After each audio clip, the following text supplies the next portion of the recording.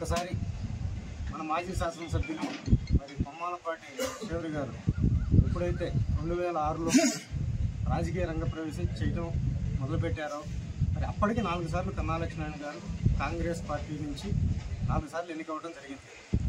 అప్పటి వరకు కూడా కాంగ్రెస్ పార్టీకి కంచుకోట.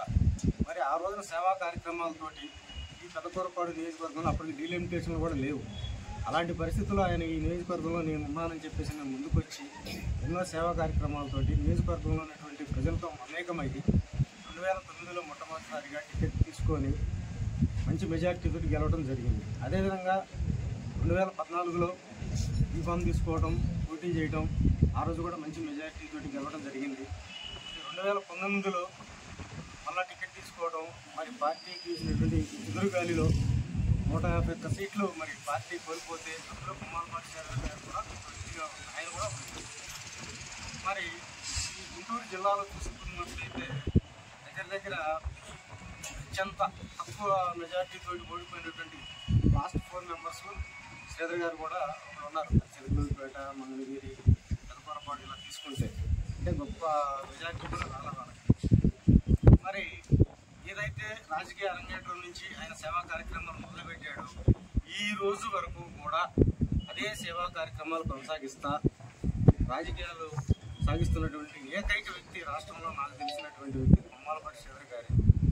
ఎవరైనా సరే రాజకీయాలకు వచ్చే ముందు ఒక 2 నెలల ముందో 3 నెలల ముందో సేవా కార్యక్రమాలతో రావటం, ఆ ఎన్నికలు అయిపోయిన తర్వాత ఆ సేవా కార్యక్రమాలు మొత్తాన్ని పక్కన పడేయటం, మళ్ళా ఎన్నికలు వచ్చినప్పుడే సేవా కార్యక్రమాలు మొదలుపెట్టడం లాంటి కార్యక్రమాలు చేసినటువంటి నాయకుల్ని అన్ని పార్టీల్లో మనం చాలా మందిని చూసాం. మరి కొమ్మాలపాటి శ్రీధర్ గారు అలాంటి వ్యక్తి కాదు. ఫస్ట్ టైం గెలిచినప్పుడు అపోజిషన్లో ఉన్నాం. ఆయన ఎక్కడా కూడా ఆయన కార్యక్రమాలు కానీ ఆపల. మరి అధికారంలోకి వచ్చిన తర్వాత మనం అధికారంలో ఉన్నాం కదా అని చెప్పేసి కూడా ఎక్కడ కార్యక్రమాలు ఆపల. మరి ఈ రోజున ఓడిపోయినప్పటికీ కూడా ఓడిపోయిన రోజు నుండి కూడా జరిగినటువంటి పంచాయతీ ఎలక్షన్స్ కానివచ్చు, ఎంపీటీసీ ఎలక్షన్స్ కొన్ని గ్రామాల్లో కంటెస్ట్ చేయడం జరిగింది. ప్రతి చోట ఆయన సహకారం ఉంది, ఆయన ప్రోద్బలం ఉంది. మరి దగ్గర నాకు తెలిసి ఈ జిల్లాలో అయితే 25 నుంచి 30 మంది సర్పంచులు కానీ ఎంపీటీసీలు కానీ ఈ కాన్స్టిట్యున్సీలోనే గెలిచారు నాకు తెలిసి. ముఖ్యంగా ఈ పార్లమెంట్లో ఇంతమంది గెలిచినటువంటి నియోజకవర్గం ప్రతి చోట ఆయన యొక్క సహకారం అయితే ఖచ్చితంగా ఉంది.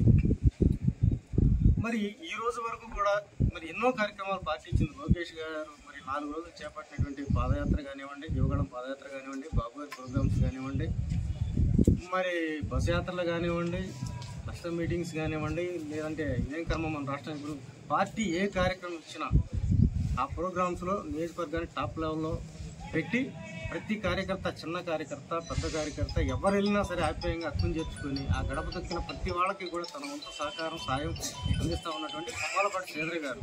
ఈ రోజున అలాంటి వ్యక్తికి టికెట్ లేదనో వచ్చినటువంటి రూమర్స్ కానీ, పుకార్లు కానీ, అపోజిషన్ పార్టీ నుంచి కానీ ఇంకొంతమంది ఎవరైనా సరే చేపట్టినటువంటి పుకార్ల వల్ల ఏంటంటే 2 నెలల టైము ఇంకా ఎలక్షన్స్కి ఉంది. ఇలాంటి టైంలో ఎవరు పని చేసుకోవాల్సినటువంటి విధానంలో పని చేసుకోకుండా ఈ చర్చలతో కాళ్ళు వెల్లదీస్తూ ఉంటే ఇది వైసీపీ పార్టీకి పూర్తి స్థాయిలో బలంగా మారేటువంటి పరిస్థితి ఉంది. ఖచ్చితంగా ఈ పరిణామాలు, ఈ పరిస్థితులు మంచి కాదు. దయచేసి మన కేడర్ అందరికీ కూడా చెప్పేది ఏంటంటే ఇంతగా మనం వెన్నంటుండి మన కష్ట సుఖాల్లో ఉన్నటువంటి కొమ్మాలపాటి శ్రీధర్ గారికి టికెట్ లేదనేటువంటిది ముమ్మాటికే దమ్మకే ఎక్కడా కూడా అనౌన్స్ చేయలేదు టికెట్లు. అయితే మొన్న జరిగినటువంటి మన పేపర్లో వచ్చింది, ఆంధ్రజ్యోతి పేపర్లో వచ్చింది. దాంతో కొంత గందరగోళం, కొంత మౌలిక సృష్టి, కొంతమంది రకరకాలుగా చేసేటువంటి ప్రచారంతో ఈ గందరగోళాల నుంచి అందరూ కూడా బయటికి రండి.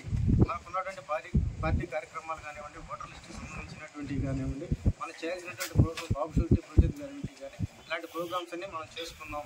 ఇంతకు మించినటువంటి నాయకుడు మనకి చంద్రబాబు నాయుడు గారు కానీ ఎప్పుడు కూడా మనకు వచ్చేటువంటి పరిస్థితి ఉండదు. మనకున్నటువంటి నాయకుడు సూటబుల్ పర్సన్, మన కష్ట నష్టాల్లో ఉన్నటువంటి వ్యక్తి. మరి ఎన్నో మసీదులు, ఎన్నో చర్చిలతో ఏ గ్రామం వెళ్ళినా సరే శ్రీధర్ గారు గుర్తొచ్చేటువంటి పరిస్థితి నియోజకవర్గంలో ఉంది. కాబట్టి దయచేసి అపోహలు వద్దు. అందరం కూడా పార్టీ కోసం ఉండేదో మనం కష్టపడదాం. మనం వేరే ట్రాప్లోకి వెళ్ళవద్దు, వేరే ఆలోచన మనకు వద్దు అని చెప్పేసి ఈ సందర్భంగా తెలియజేసుకుంటా ఉన్నాం.